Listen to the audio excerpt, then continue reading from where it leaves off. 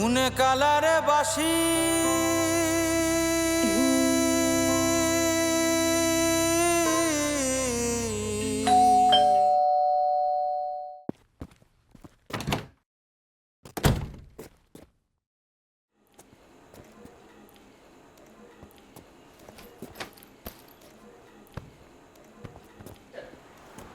কিরে, আজ তো শনিবার ছিল, এত দেরি হলো আসতে?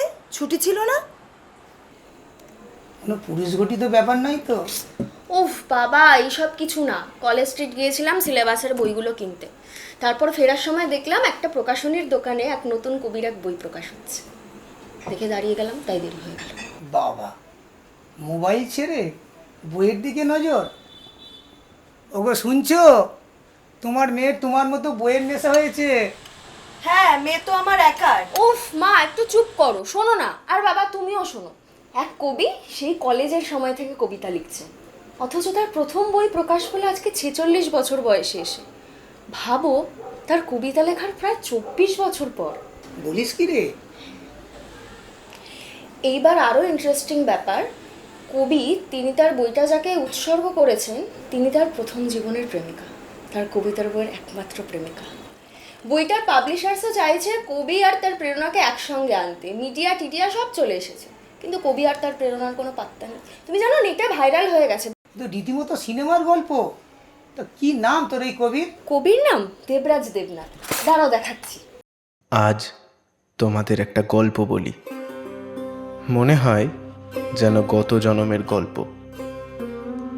সেই যে নদীটা ছিল, সবারই থাকে, কুলকুল করে বয়ে যেত ওই গাছটার শরীর ছুঁয়ে। পাখিদের কাছে শোনা বিভিন্ন দেশের গল্প নদীকে বলতো ওই গাছ, আর নদী শুধু তাকিয়ে থাকতো গাছের মুখে, যেন চোখে না হারায়।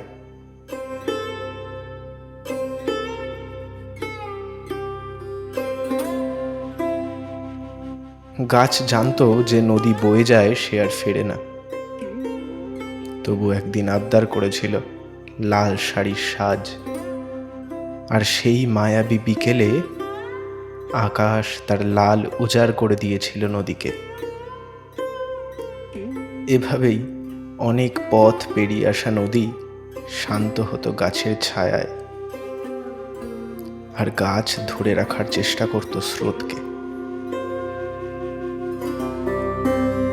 শুনে কালারে বাসি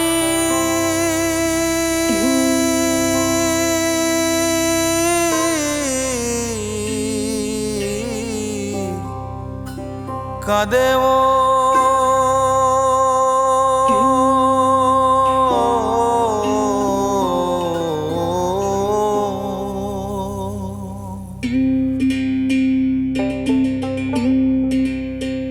আমার খোপার চুলে সাজিয়ে দিলে ফুল,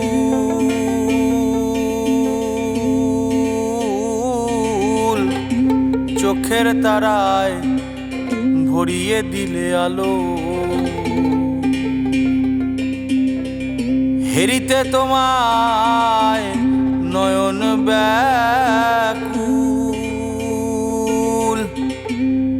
হেরিতে তোমায় নয়ন ব্যাকুল,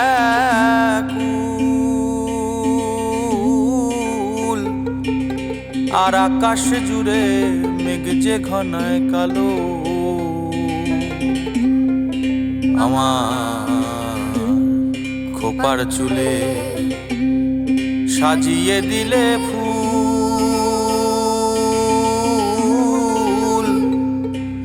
আর চোখের তারায় ভরিয়ে দিলে আলো।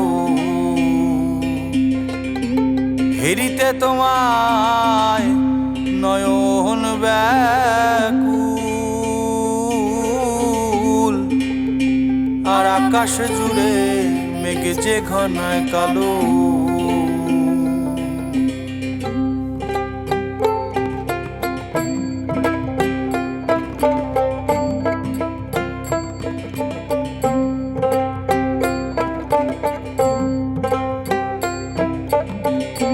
আমার চিত্তে ওগো বিরহে বিরহের জ্বর দিবানিশি চেয়ে থাকি পথ আমার চিত্তে ওগো বিরহের জ্বর দিবানিশি চেয়ে থাকি পথ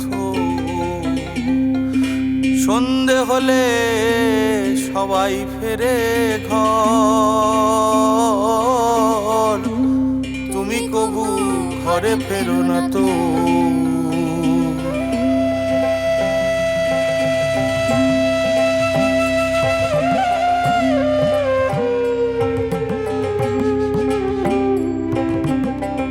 শুনে কালারে বাসি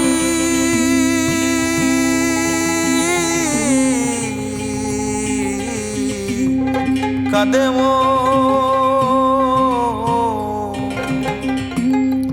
হঠাৎ হঠাৎ সমাজ সভ্যতায় ঝড় উঠল, বাজলো দামামা। কংক্রিটের বাঁধ এসে নদীর আঁচলে টান মেরে বলল, থাম, আজ তোর বিয়ে।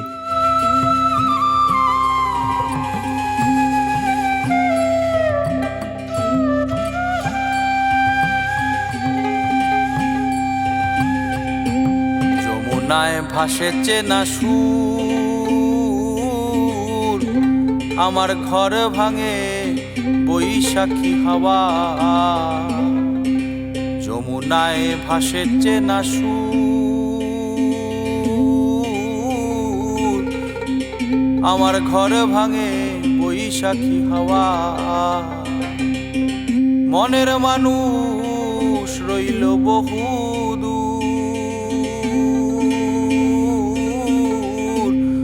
মনের মানুষ রইল বহুদূর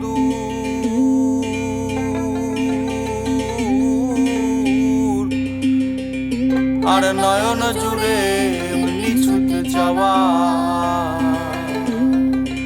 আমার খোপার চুলে সাজিয়ে দিলে ফুল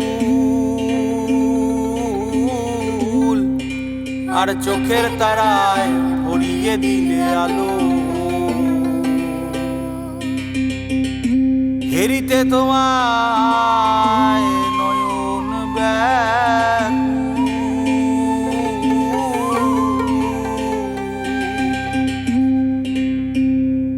হেরিতে তোমার